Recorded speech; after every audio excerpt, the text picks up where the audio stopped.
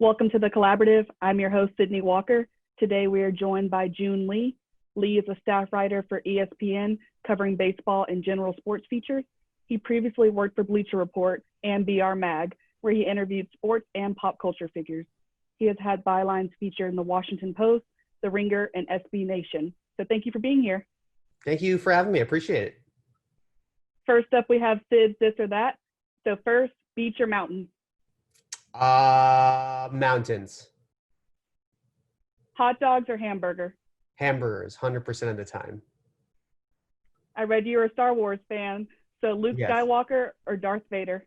Darth Vader. It's always more fun to be the villain, I think. And lastly, NFL or NBA? NBA. That's my current state of mind. Sometimes that changes, though.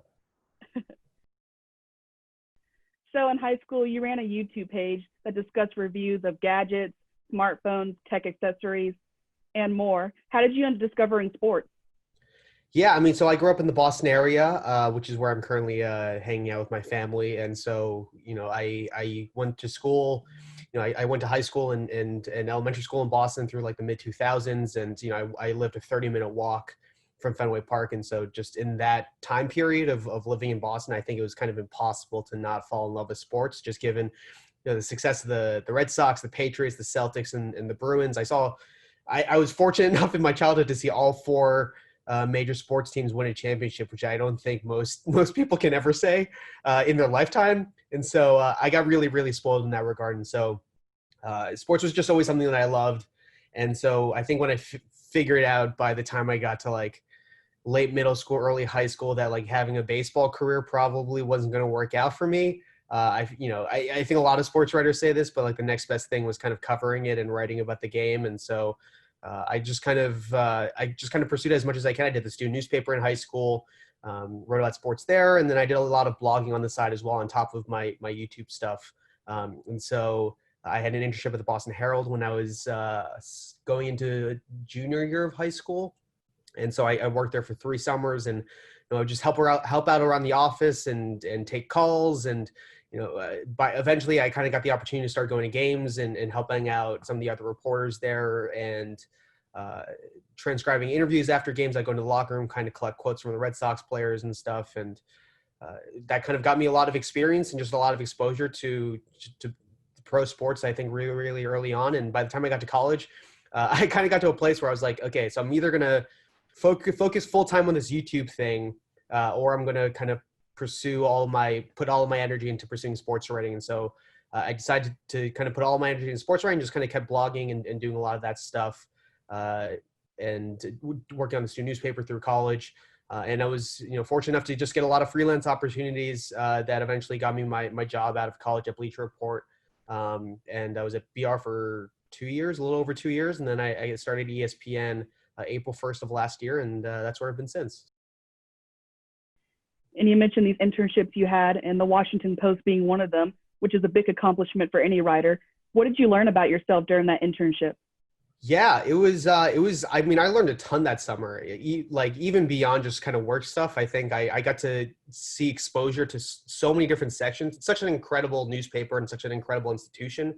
So I had an incredible opportunity there to just be exposed to a wider world. I'd been in upstate New York for most of my time in college, and I got to go to DC, and I lived in DC for a summer. It was the first time I'd lived in a major city for an extended period of time that wasn't Boston. And so I think that changed my perspective on a lot of things. And then it was the summer of 2016, and so it was a really tumultuous time, I think. So I kind of got to see the Post in the lead up to an election cycle and an election. And that was kind of an incredible experience. And I was just able to meet so many incredible people, so many people that I still am friends with today. One of my best friends, Lavendrick Smith, he's a breaking news reporter for the Dallas Morning News. We met as interns at the Washington Post. And he's someone who is still one of my close friends in this industry. And, we support each other through all of our things that happen in the media industry. So it really opened my eyes to kind of just a bigger world beyond sports as well. And kind of gave me kind of a bigger picture perspective on how sports can interconnect with culture and how that interconnects with politics and how everything, I think in some way, shape, or form can kind of tie together when you're talking about the general culture of America and the world. I think it was kind of an incredible experience of just seeing how many things interconnect and affect each other. And so I learned a lot that summer just by being around so many talented people. I mean, people won Pulitzers that summer. I think David Farenthold won a Pulitzer while I was there, or had just won the Pulitzer, covering all of the Trump finance stuff. It was just having that exposure to just so many talented, accomplished people. It made dreaming big feel a lot more real, and made a lot of those kind of bigger dreams feel a lot more achievable. So I learned a lot that summer. It was definitely one of the most influential summers of my life in many ways. And prior to your role, you worked at Bleacher Report and BR Mag. One of your most popular stories was your feature piece on Jimmy Garoppolo, which details his trade from New England to San Francisco.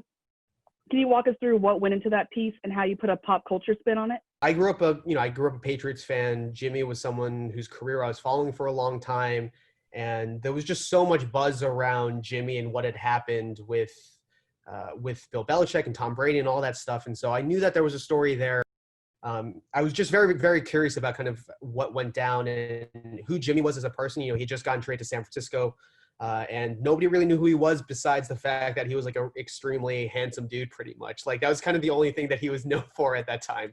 And so I reached out to his agent, and over the course of a couple of months, I just kind of told him why I felt like I was the best person to write the story, and kind of the how I would generally approach writing the story, and I was able to eventually negotiate basically with his agent an exclusive interview. And so I flew out to Santa Clara, California during his first training camp with the 49ers. And I was able to sit down with him in a Fleming Steakhouse. And we just kind of talked about his life for 3.5, maybe 4 hours. Cultural standpoint, from a pop cultural standpoint, it was just kind of a lot of things coming together at the right time. A lot of things that were kind of completely out of my control.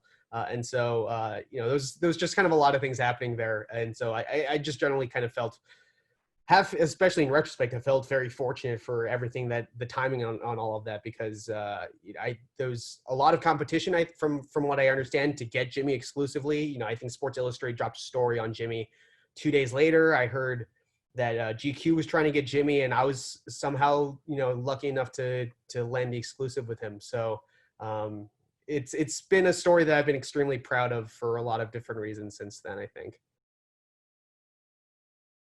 And as a staff writer at ESPN, what does your day-to-day consist of?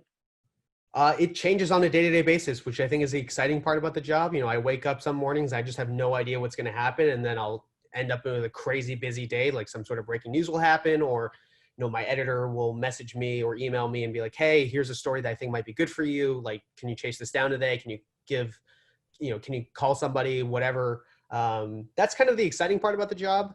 Last year, I spent a lot of time traveling with the Red Sox. And so that was kind of a different day to day. And since the pandemic, obviously, I've been at home, mostly doing feature writing, mostly phone calls.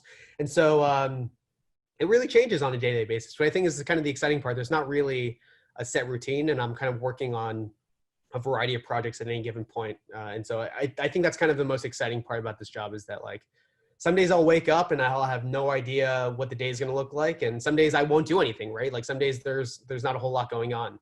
But there's other days where I'll wake up and I'll just be hit with like a freight train full of, checklist items that I need to get done, or a story that I need to get done. And so I think that's kind of the exciting thing. Is like it kind of forces me to be creative and flexible on the fly, and is exciting in that way because it can be unpredictable. As young journalists continue to enhance their writing skills, what advice do you have for those who want to cover a league in the future? I would say just try to do as much writing as possible. Like I did a lot of really bad blogging and writing throughout the course of college, a lot of unmemorable stuff. But all of that kind of stuff builds up over the course of time. You follow storylines, you see how stories develop, you learn more about people. And then for me personally, feature writing isn't necessarily something that I think a lot of people get the opportunity to do right out of college. That was something I realized pretty early on in my time in college. And so the thing that I wanted to do was try to create opportunities for myself to do the kind of writing that I wanted to do, which is why I pursued that story on Mookie Betts. And that story kind of snowballed into other freelance opportunities to do kind of these longer features, and eventually got me my job at BR Mag. And so I think the thing that I would personally emphasize is try to create opportunities for yourself. Don't wait around for someone to give you the opportunity. You know, a lot of my personal big stories, the ones that I feel proud of, they were stories that I came up with. And so I would say that just trying to come up with as many story ideas as possible, trying to figure out what are the stories that you would want to read. That's constantly what I'm thinking about. Like, what's a story that I want to read about the sport, any sport right now that I would be interested in that hasn't been written yet? Go write that story. That's always kind of been the mentality that I try to take, because there's a lot of people out there who I think kind of follow the wave or the tide and kind of build off of what other people have done. And I always try to think of what hasn't been written yet. And I sometimes I'm working off of hunches, right? Or just working off of conversations that I've had with other people. But I would say that the advice would be twofold, which would be to try to create as many opportunities to do the things that you want to do as possible, and don't wait around for people to give you those opportunities.